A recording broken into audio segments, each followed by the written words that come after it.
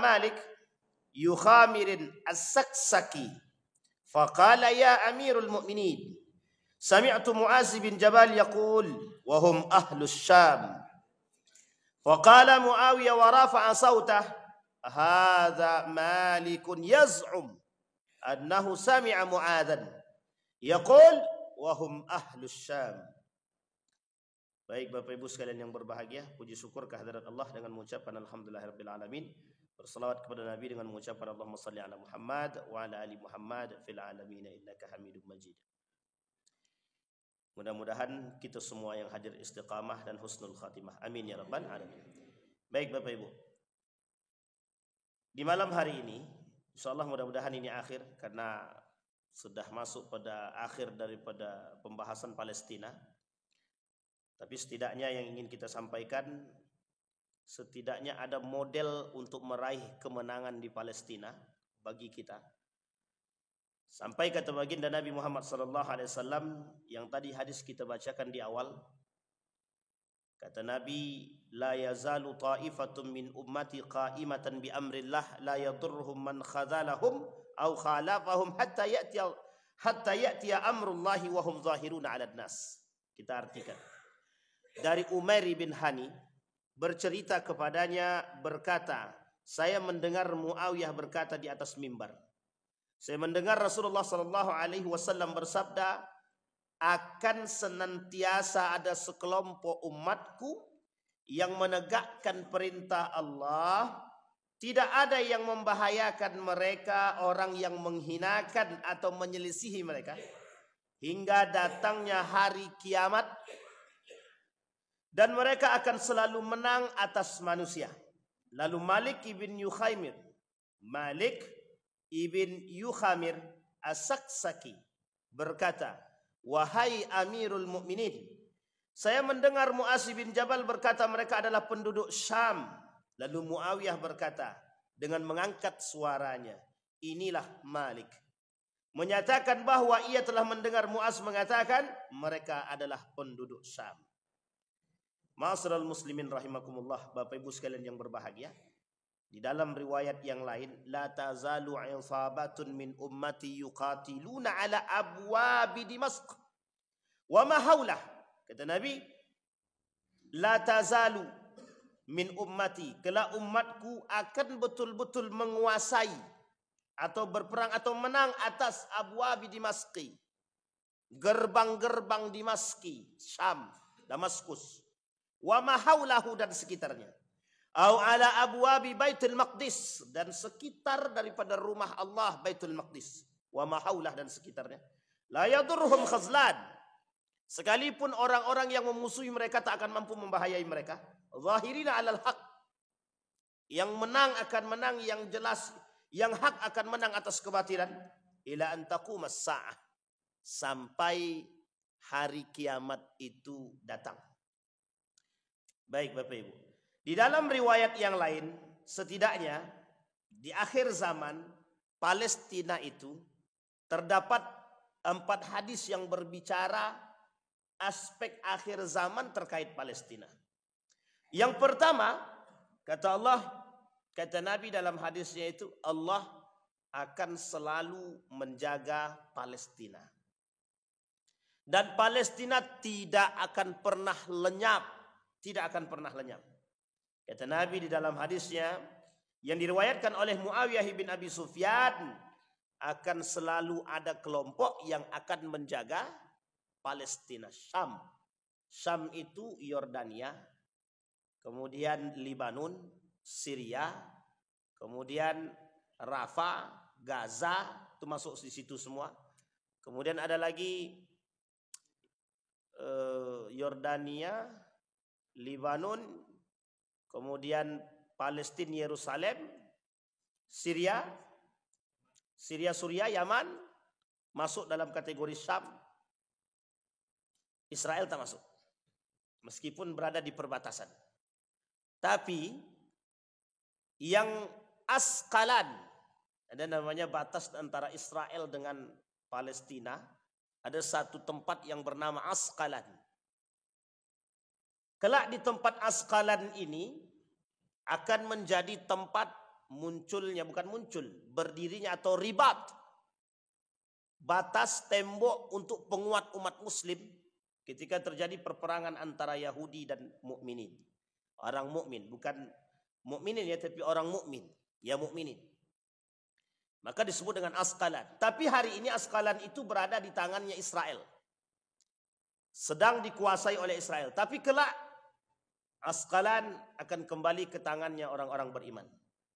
Hadis yang kedua, Palestina sebagai tempat hijrah di akhir zaman. Nabi kata dari Abdullah bin Amr bin As, Rasulullah SAW bersabda, akan terjadi hijrah sesudah hijrah. Hijratun ba'dal hijrati. Akan terjadi hijrah setelah hijrah. Maka sebaik-baik penduduk bumi adalah orang-orang yang mendiami tempat hijrahnya Ibrahim. Di mana hijrahnya Ibrahim? Nanti kita lihat. Lalu yang tersisa di muka bumi hanyalah orang-orang yang jahat. Dua kategorinya. Satu nifak, yang kedua kafir. Orang kafir, orang munafik. Dan ini dikatakan Nabi. Nah, orang yang beriman kemana? Berhijrah yang mendiamkan tempat Nabi Ibrahim. Mana dia? Di mana tempat Nabi Ibrahim? Palestina, Yerusalem. Jadi Nabi Ibrahim ini karena punya dua istri, maka Ibrahim punya dua tempat. Tapi tempat utama Nabi Ibrahim menjadi sandaran semua para nabi, yang kemudian menjadi sandaran semua munculnya agama menurut mereka. Maka Ibrahim disebut dengan bapaknya semua nabi dan bapaknya agama. Dalam pandangan barat itu, Ibrahim atau Abraham adalah tempat sandaran semua agama. Jadi dari Ibrahim keluar para nabi yang membawa Injil, Taurat, Zabur. Termasuk salah satunya mereka anggap Al-Quran. Dalam pandangan Islam sama.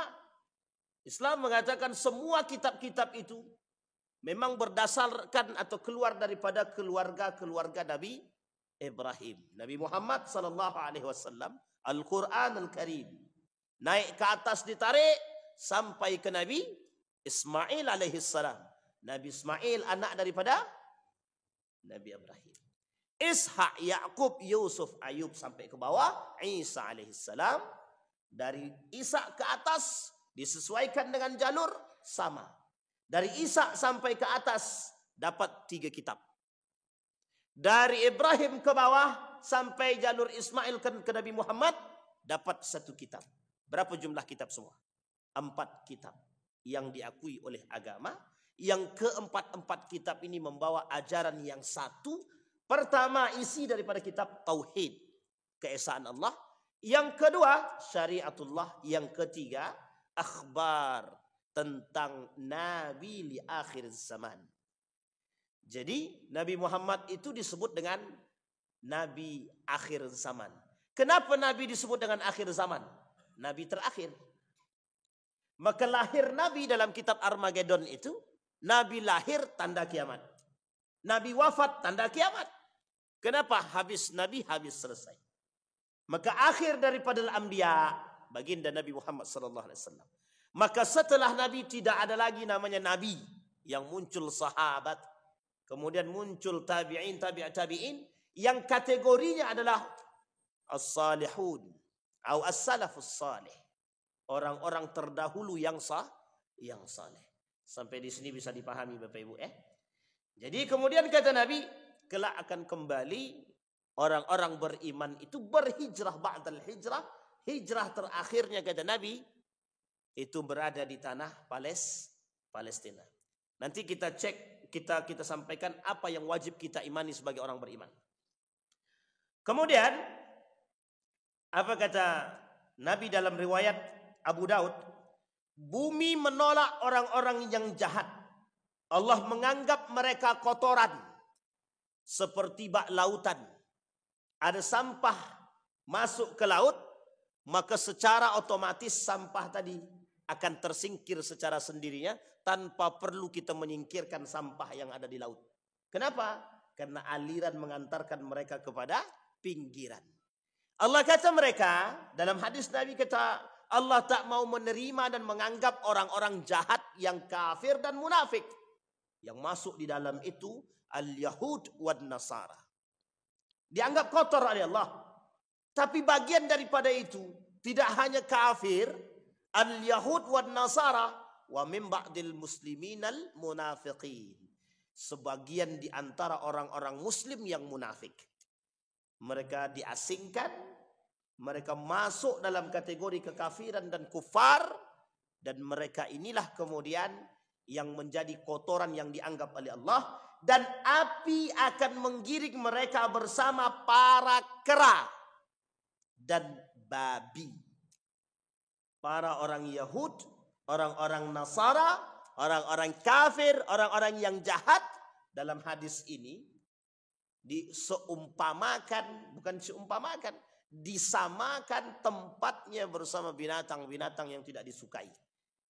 Allah sebut dalam Al-Quran karakter manusia di dalam Al-Quran setidaknya karakter manusia yang menyerupai binatang setidaknya ada 7. 2 diantaranya kera dan khinzir. Khinzir itu babi. Nah, ini kalau tahu anak saya ini babi tak boleh ngomong-ngomong babi gitu. Tapi apa nak cakap lagi? Khinzir. Begitu terhinakah 2 binatang ini? Bukan hanya 2 binatang yang terhina. Ada beberapa binatang yang lain yang dihinakan oleh Allah. Tapi di antara sekian banyak binatang yang tidak dipuji oleh Allah, ada 2 binatang. Bahkan 2 binatang ini tidak ada baik-baiknya sama sekali. Kera dan khinzir, babi. Kalau anjing masih disebut, ada anjing ashabul kahfi. Yang poinnya kebaikan, bukan keburukan. Lebah baik, tapi ini tak. Kenapa? Karena karakter. Kera diidentikan dalam ayat tersebut manusia yang paling rakus. Makhluk yang paling rakus maksudnya. Makhluk yang rakus.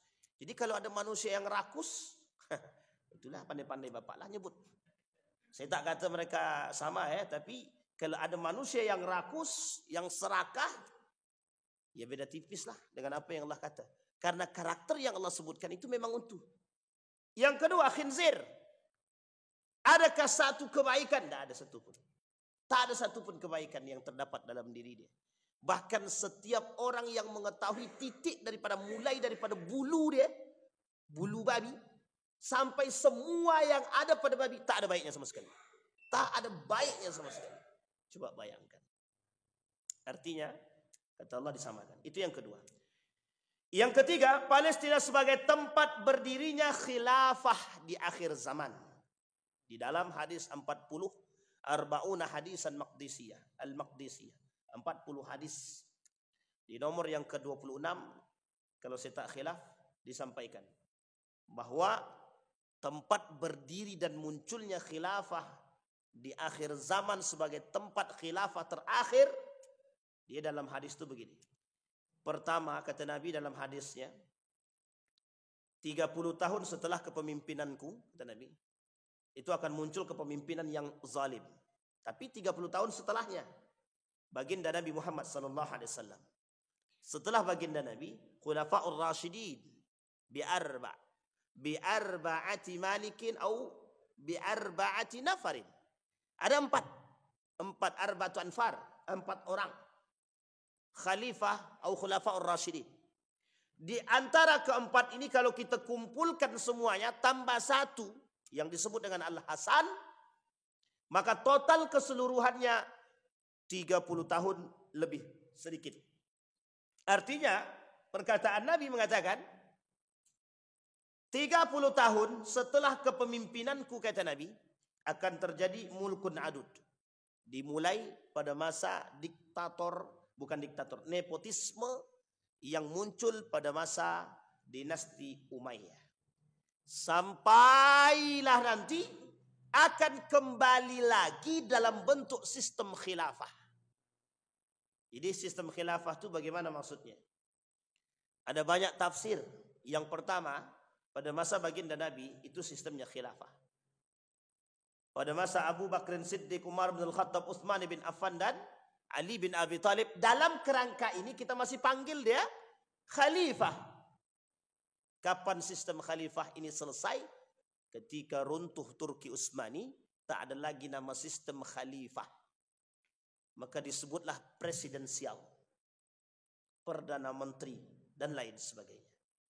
Masa dah selesai, dinasti Umayyah habis, dinasti Abbasiyah habis, Andalusia habis, Mongol habis, kemudian Turki Utsmani habis. Tersisa dalam sistem presidensial.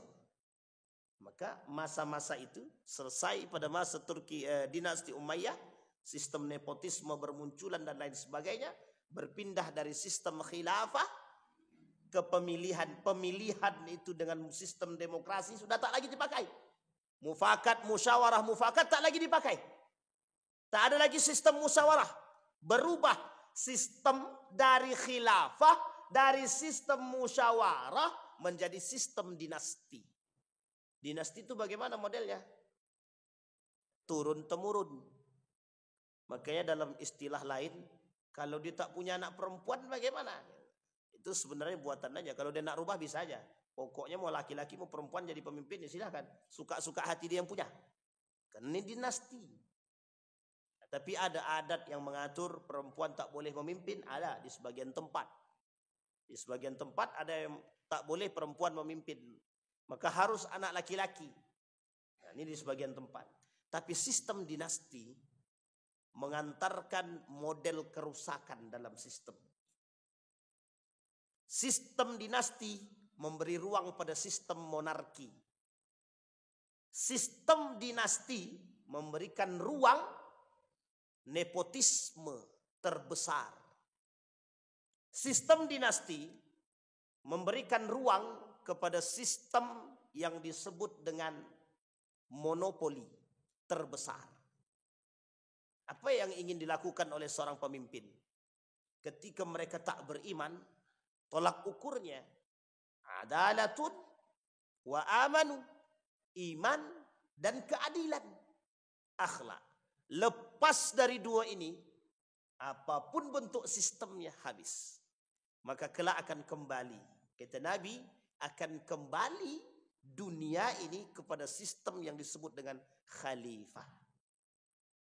Sebagian ulama yang lain mengatakan sistem khalifah yang akan kembali di akhir zaman itu adalah bersatunya semua umat muslim di muka bumi ini dengan model sistem yang mereka miliki, tapi dalam satu komando. Misal, ini dalam pandangan yang lain.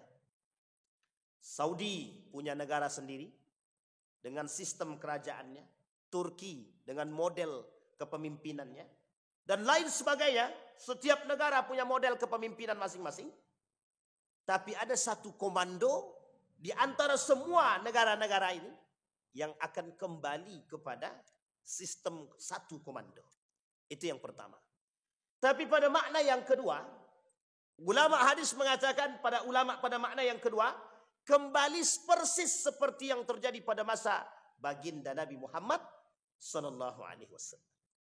Sampai turunnya tentara-tentara yang disebut dengan Imam Mahdi, seorang pemimpin yang gagah yang berasal dari keturunan baginda Nabi Muhammad sallallahu alaihi wasallam. Palestina sebagai tempat berdiri akhirnya khalifah di akhir zaman.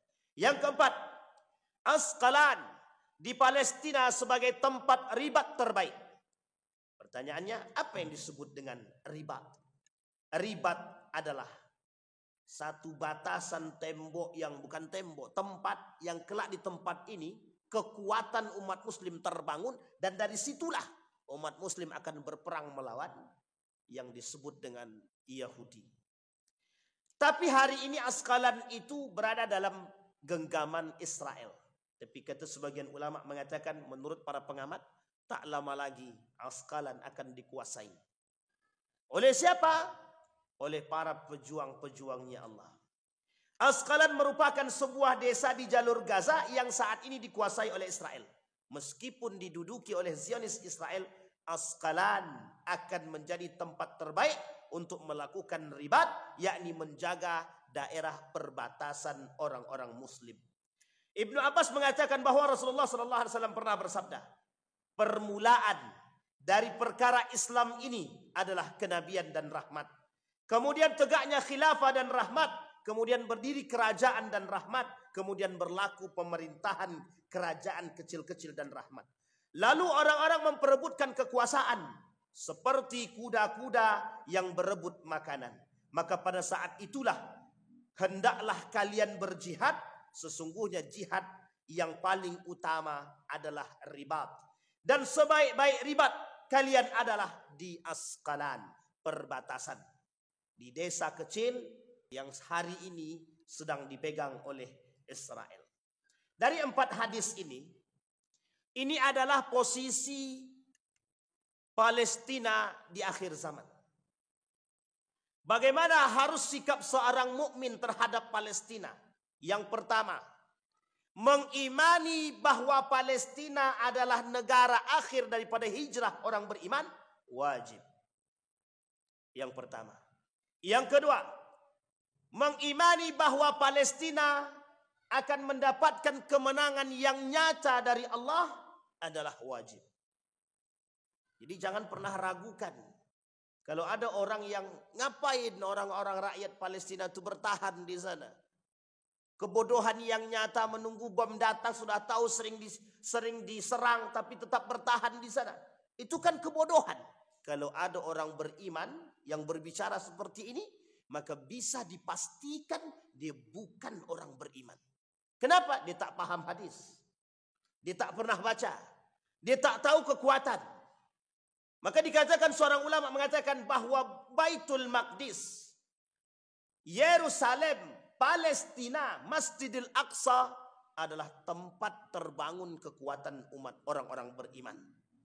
Jangan salah bahwa ini adalah hal yang memang harus menjadi pegangan dan keyakinan orang-orang beriman. Atas kemenangan Palestina, nanti kita lihat skema model kemenangan itu yang pernah dipaparkan oleh para ulama. Meskipun belum tentu seperti itu, tapi pandangan para ulama tidak juga bisa kita kesampingkan. Bahwa mujahid-mujahid yang handal, yang dijanjikan akan keberadaan mereka dan turutnya mereka, itu benar adanya. Wajib kita imani. Berarti Pak Ustadz, kalau sudah pasti datang para mujahid, ngapain kita berjihad? Nah, ini poin penting. Ada pertanyaan begitu? Ada. Ustadz, kan sudah pasti kata Allah. Kata Nabi dalam hadisnya, itu Palestina sudah pasti akan dimenangkan. Kalau sudah pasti dimenangkan, ngapain kita bantu juga lagi? Nah, ini bukan persoalan membantu. Kita jawab. Ini persoalan keberpihakan orang beriman. Sekarang saya tanya Bapak Ibu. Islam ini agama siapa? Agamanya Allah atau agama kita? Allah yang kasih ini agama atau Nabi bawa sendiri ini agama? Pertanyaannya, mengapa Allah katakan intan surullah yansurku? Kenapa Allah kata kalian jaga aku, kata Allah, aku jaga kalian? Pertanyaannya, Allah perlu dijaga? Apakah Allah perlu dijaga? Bapak Ibu, perlu kita jaga Allah? Tak ada yang jawab. Ragu atau bingung? Perlukah kita menjaga Allah? Kata Allah, intan surullah, kalau kalian menolong Allah. Pertanyaannya, apa yang kalian tolong dari Allah? Emang Allah ngapain? Tersandraka? Ini jawaban kaum-kaum liberal. Kata kaum liberal, Islam tak perlu dibela. Kenapa tak perlu dibela? Karena Islam itu dijaga oleh Allah. Nah, itu bahasa mereka. Berarti ngapain Allah sebutkan di dalam Al-Quran? Kalian jaga aku, kata Allah, aku jaga kalian. Kalian tolong aku tolong kalian. Berarti Allah lemah. Betul ya Bapak Ibu ya? Allah lemah? Bukan. Allah kata, hei orang beriman, di dalam Islam itu ada nilai. Yang perlu kalian jaga adalah nilai. Agar Islam tetap berada pada porosnya, itu pada poros itu ada nilai. Bagaimana Islam akan tetap bertahan di tengah umat? Allah jaga-jaga. Tapi kalau orang-orang yang berada di dalam Islam itu tak menjaga nilai. Nah, ini yang poin penting yang harus kita paham. Ini bukan persoalan kita membantu Allah. Bukan persoalan kita membantu agama. kita sedang membantu diri kita sendiri. Adakah rugi bagi Islam kalau kita tak bantu Islam? Tak ada. Tapi ingat, kalau Islam sudah tidak kita jaga, secara nilai kita berada pada posisi yang tidak, atau yang salah, bukan yang benar. Misal, keluar kita dari nilai kebaikan Islam, berarti kita sedang menjaga kejahatan pada diri kita. Kenapa demikian? Karena nilai yang baik Islam kata, nilai yang baik Islam kasih, nilai yang baik adalah dalam agama Islam. Ini yang paling penting bagi kita, Bapak Ibu. Maka kalau kita tanya, kalau Palestina sudah pasti dijaga oleh Allah, pasti Allah jaga, pasti. Pasti Allah menangkan, pasti Allah menangkan. Nah, terus ngapain kita harus bantu dia? Persoalannya, Anda di mana? Sekarang saya tanya Bapak Ibu, seberapa sering Bapak Ibu mendoakan mereka dalam doa? Nah, sekarang kalau kita mau tanya jujur-jujur, saya yakin-yakinnya. Setiap hari tuh, di mana tuh doakan? Pas dari imam ya kan tuh. Nah, kalau sholat sendiri adakah kita doakan mereka? Insya Allah, alhamdulillah. Yang tak ada, ini meragukan. Keberpihakan. Pertanggungjawabannya di situ. Jadi ini bukan persoalan Allah lemah, bukan persoalan Allah tidak punya kekuatan. Allah cuman katakan, you pengen selamat, you pengen tahu, you pengen bertanggung jawab. Anda di mana? Bagaimana memposisikan kita pada pertanggungjawaban itu ketika Allah bertanya? Apa yang bisa kita jawab? Sama. Ketika Islam ini dihina, dicaci, dimaki, apakah akan meruntuhkan Islam? Tidak. Pertanyaannya, ketika Islam dicaci, dimaki, dihina, ketika baginda Nabi Muhammad SAW dicaci, dimaki, dihina, Anda di mana? Kami bersama orang yang mencaci dan memaki. Berarti selesai. Tahu tempatnya di mana? Neraka jahanam. Begitu. Al-kafir wal munafik. Innallaha jami'al munafiqina wal kafirina fi jahannam jami'an. Semua Allah masuk.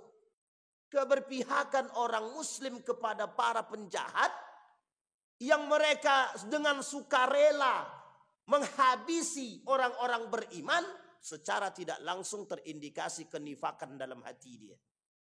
Ini masalah. Maka dikatakan umat muslim yang tidak membantu Palestina masuk terindikasi dalam diri dia kemunafikan. Berat apa tak berat? Kenapa? Iman kepada kemenangan Palestina wajib. Iman kepada hijrahnya di Palestina wajib. Iman akan mujahid-mujahid yang membantu Palestina wajib. Artinya ketika kita tak yakin dengan kemenangan Palestina, berkurang iman kita.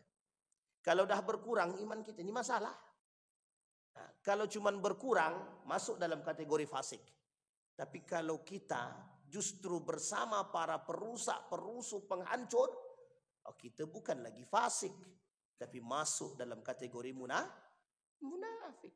Orang yang bekerja sama dengan penjahat untuk menghancurkan orang beriman, munafik. Munafik bukan fasik, bukan. Tapi Ustaz, tidak ada pilihan lain. Kami harus tetap bersama dengan mereka. Kalau kami bersama dengan yang kecil, kami juga tersingkirkan. Makanya kami bersama dengan mereka. Jadi Anda tak bisa berbuat apa-apa ketika kami dihabisi. Nah, besok jawabannya gimana? Tidak bisa. Tidak bisa jawab. Karena memang kita tak akan menjawab. Faktanya jelas.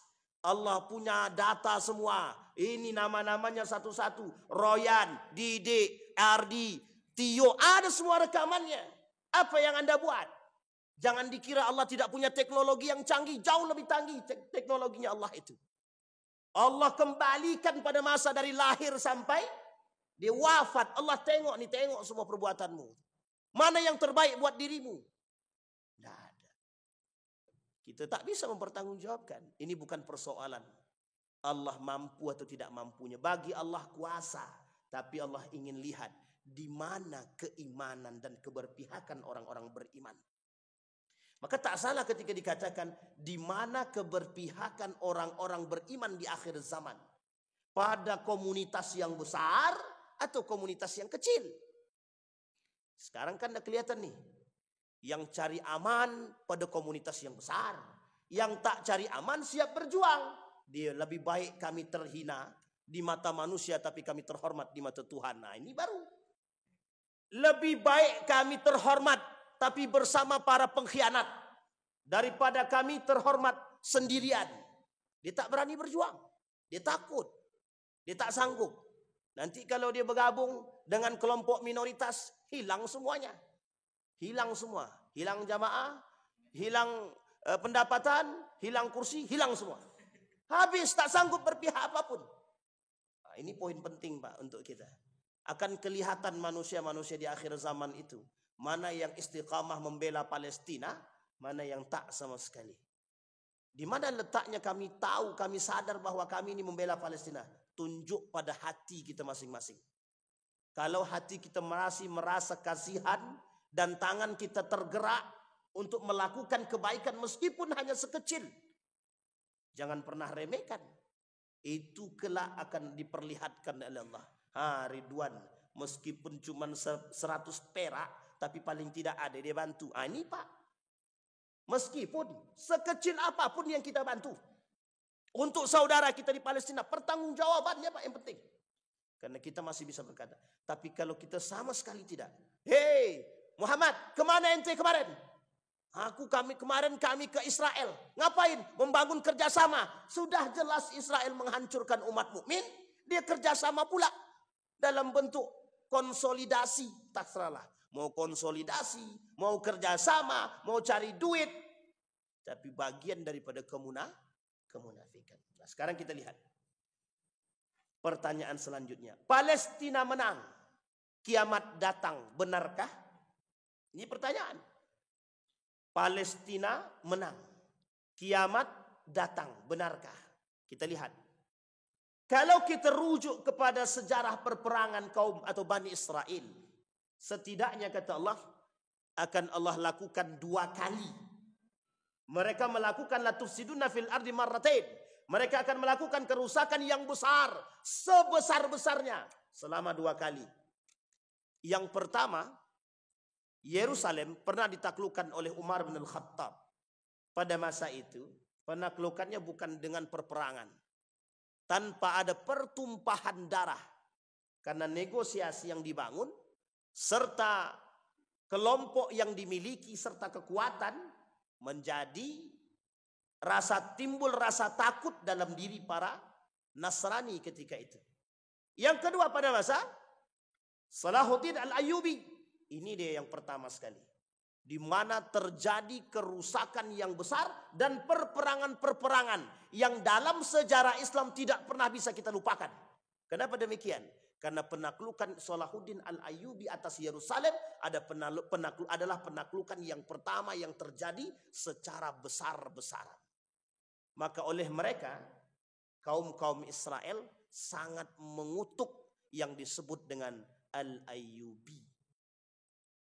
Mereka mengutuk itu. Apalagi Nasrani dalam perang salib itu. Mereka mengutuk sekali Salahuddin Al-Ayyubi. Yang membuat mereka terasingkan dari tempat mereka sendiri. Bagi mereka. Maka yang terakhir. Kalaulah sekarang ini. Kalau kita runut hampir 100 tahun. Maka disebut bukan hampir, sudah lewat 100 tahun. Maka dikatakan oleh Fahmi Salim. Ketika 100 tahun itu. Mengingat 1 abad kekejaman. Daripada Yahudi dan. Artinya 100 tahun itu sedikit atau lama. Saya kira tidak ada yang umur kita sampai segitu. Kalau ada yang sampai 100 berarti bonusnya banyak. Berarti bonusnya berapa tuh? 37 tahun. Iyalah 37 tahun. Itu bonus. Kalau sudah dikasih bonus 37 tahun masih juga bermaksiat. Itu betul-betul celaka itu. Kecelakaan betul itu. Sudah dapat bonus 37 tahun. Ini dah bersyukur bonus dapat 1 tahun. Nah, kembali kepada poin tadi. 1 abad. Sudah begitu lama, bahkan sudah lebih 1 abad. Mereka menguasai. Mereka selalu menjajah. Genjatan senjata dikhianati dan lain sebagainya. Hari ini, sampai hari ini. Kita sudah lihat bagaimana kondisi daripada Palestina. Orang-orang, media, mulai hari ini. Seperti sudah mulai merusut sedikit demi sedikit. Merosot sedikit demi sedikit. Tak banyak kita lihat perkembangan. Hanya pada orang-orang tertentu yang punya kemampuan dan keberanian. Sisanya takut. Bahkan mereka tak sanggup. Bahkan setiap yang ini habis, hilang. Orang-orangnya pun hilang sekali. Ini poin penting, Pak. Mereka punya segalanya yang mereka bisa lakukan untuk melakukan dan menaklukkan apa yang mereka inginkan. Tapi ingat, di balik itu janji Allah tidak akan pernah Allah ingkari. Pasti Allah jawab. Bisa jadi perperangan yang sekarang ini, bisa jadi, kata para ulama, bisa jadi perperangan yang sekarang ini, jika Palestina menang atas Israel atau Zionis, maka bisa dikatakan, kata mereka, kata sebagian para ulama, akhir daripada pertempuran, akhir daripada perperangan. Maka menang Palestina atas Israel bisa jadi kita di akhir daripada kehidupan. Bisa dipahami sampai di sini. Tapi ada seorang pengamat mengatakan kiamat itu masih lama. Kenapa kok masih lama? Karena kemenangan Israel, kemenangan Palestina masih panjang, kata dia. Nah, itu mungkin pandangan dia yang terlalu berlebihan. Kita lihat sekarang umat-umat Muslim dengan kasus-kasus ini, kasus-kasus Palestina. Itu seorang ulama mengambil inisiatif begini. Kalau saya tak salah ulama ini dari Yaman. Apa kata dia? Allah tunjukkan kasus Palestina dengan sebesar mungkin. Allah akan coba lihat, Allah akan melihat mana hati manusia yang terbuka dan tergugah. Itulah orang-orang beriman. Tapi kata Dr. Mustafa Umar, kelak di akhir zaman itu, yang bergabung dengan kelompok kecil, itulah yang beriman. Yang bergabung dengan kelompok besar, itulah para munafikun, kata beliau. Jadi saya mengikat daripada kalimat yang disampaikan oleh Dr. Mustafa Umar, tak salah. Kenapa? Karena kelak di akhir zaman, orang-orang beriman bersama orang-orang beriman.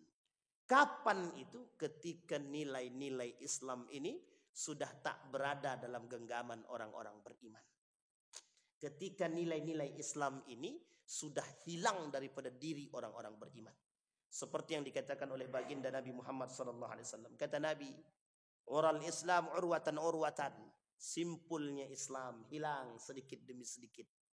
Kemudian kata Nabi dalam riwayat yang lain, wayabqal husalah, tersisa di tengah umat-umat itu manusia-manusia yang jahat, yang tidak berperi kemanusiaan, yang tidak punya hati, yang tidak mau memperhatikan sesama. Kata Nabi, orang-orang seperti ini, yang kelak muncul seperti ini, merekalah yang disebut dengan para pengkhianat dan munafik. Yang kelak mereka bersama dengan orang kafir, yang kelak mereka bersama dengan Dajjal. Poin penting yang harus kita pahami. Nah, Bapak Ibu sekalian yang berbahagia, terakhir, berarti apa akhir daripada kehidupan Palestina? Akhir daripada kehidupan Palestina yang pertama, akan Allah menangkan yang pertama. Yang kedua, akan muncul panglima-panglima. Akankah itu kita? Ada yang mengatakan mungkin sebagian daripada Malaysia, kata dia. Karena ada yang mengatakan wilayah Asia. Tapi ada yang mengatakan Nabi bilang dari wilayah timur. Berarti mungkin bukan kita. Tapi bisa jadi, bisa jadi. Dan kita tidak tahu. Dan inilah yang disebut dengan hadis, perkataan yang tidak bisa dimutlakkan kebenarannya, artinya benar mutlaknya, tapi tak bisa dipahami secara mutlak, membutuhkan analisa dengan menganalisa keadaan-keadaan. Daripada hadis baginda Nabi Muhammad sallallahu alaihi wasallam. Yang kedua, yang ketiga, kata Nabi, Palestina akhir zaman adalah tempat dibentuknya mukawamah dan kekuatan orang-orang beriman. Dan yang keempat, bahwa Palestina kelak adalah sumber daripada akhir perjalanan orang-orang beriman. Artinya Bapak Ibu, kalau kita masih di Pekanbaru, waktu itu bisa jadi kita tak masuk golongan orang-orang beriman. Tapi na'udzubillahi tsumma na'udzubillah. Kalimat ini jangan dipahami letterlek. Karena bisa jadi pada saat itu Allah sudah matikan kita. Bisa jadi pada saat itu Allah tidak inginkan kita bersaksi atas kejadian tersebut. Bisa jadi pada saat itu kita dikumpulkan bersama orang beriman di sana. Itu caranya Allah. Dan yang terakhir, Bapak Ibu sekalian yang berbahagia, Palestina adalah tanahnya orang Muslim, tanahnya orang beriman.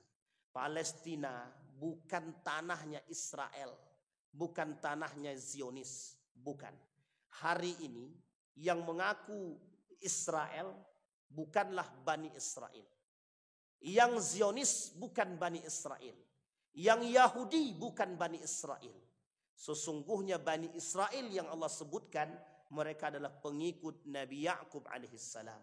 Artinya yang sekarang bukan pengikut Ibrahim, bukan pengikut Ya'qub, bukan pengikut Ishak, bukan juga pengikut para nabi yang lain. Kenapa demikian? Karena mereka semua yang membangkang terhadap para nabi. Bani Israel pembangkang, ya. Bani Israel perusak, ya. Bani Israel melakukan kerusuhan, iya. Yang Allah sebutkan dalam Al-Quran, wala tufsidu fil ardi ba'da islahiha. Jangan kalian melakukan kerusakan di muka bumi ini setelah terjadi perbaikan. Siapa mereka? Bani Israel. Bani Israel semua. Tapi apakah Bani Israel itu yang disebut dengan kerusuhan-kerusuhan itu? Apakah mereka sampai hari ini? Bukan. Bukan.